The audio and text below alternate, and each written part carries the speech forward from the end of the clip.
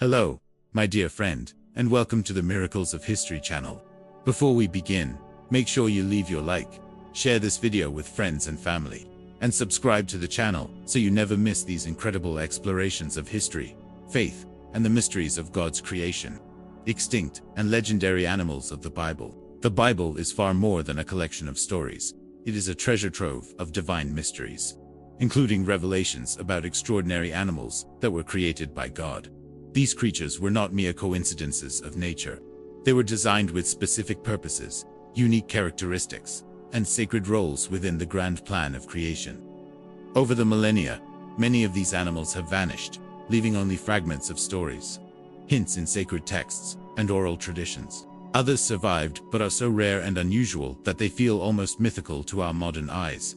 Exploring these creatures opens a window into the wisdom and majesty of the Creator, revealing that every animal, no matter how large or small, had a role to play in the unfolding drama of life on Earth. In this video, we will take a journey into the fascinating world of these biblical animals, some of which were extinct long ago, while others persisted in secret, hidden from the eyes of the ordinary observer. The tannin, the colossal sea beasts. The first creature we encounter is the tannin, mentioned in the very opening chapter of the book of Genesis.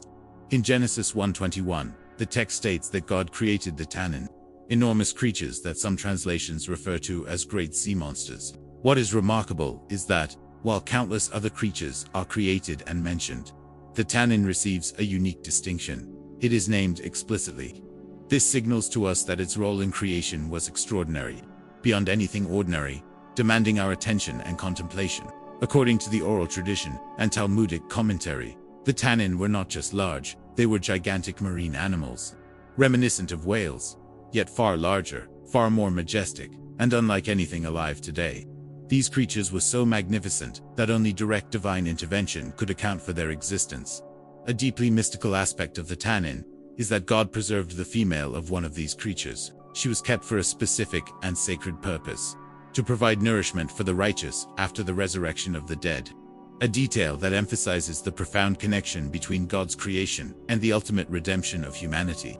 But why were these creatures not allowed to continue living freely in the oceans?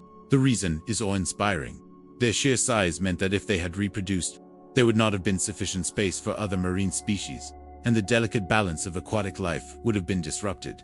Their extinction, then, was an act of divine wisdom, ensuring the harmony of all creation. Interestingly, the Hebrew word tannin appears in multiple biblical contexts. When Moses confronts Pharaoh, for example, God grants him the ability to transform his staff into a tannin. In this instance, however, we are not talking about a massive whale, but a serpent-like creature, possibly a symbolic snake or lizard, used to demonstrate God's omnipotence before the king of Egypt. Thus, the Bible reveals two types of tannin: the colossal marine creatures and the terrestrial tannin, giant serpents or reptilian beings. A Torah commentator from about 150 years ago explained that, prior to the flood, just as enormous tannin roamed the seas, there were gigantic creatures on land, the terrestrial equivalents of these sea monsters. Scholars often equate them with dinosaurs, creatures of astonishing size and power. According to the commentator Malbim, these land-dwelling tannin were completely destroyed in the flood, vanishing along with much of the creation of that era. To summarize, the marine tannin, linked to the Leviathan of Jonah's story, had its female preserved for a sacred purpose, but the species disappeared.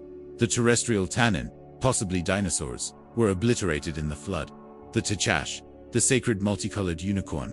The second animal of note is the tachash, an extraordinary creature commanded by God to be used in the construction of the tabernacle.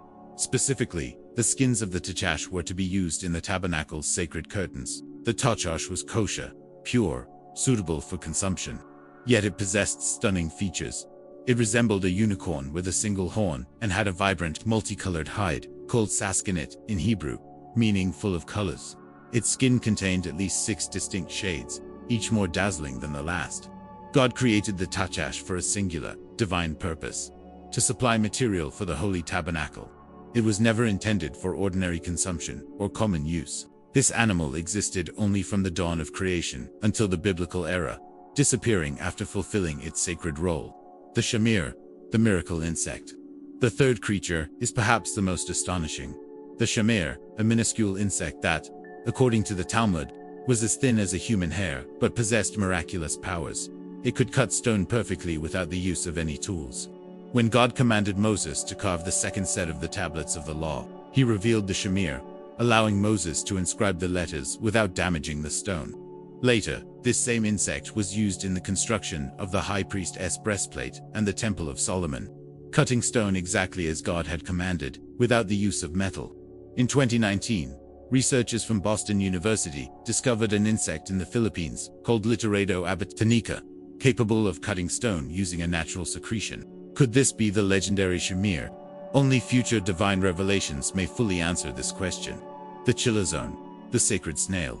The fourth remarkable creature is the chilazone, typically translated as a sea snail, used to produce the sacred dye, chillet, a blue-green hue crucial for the tzitzi, the sacred fringes on Israelite garments, and the high priest's robe.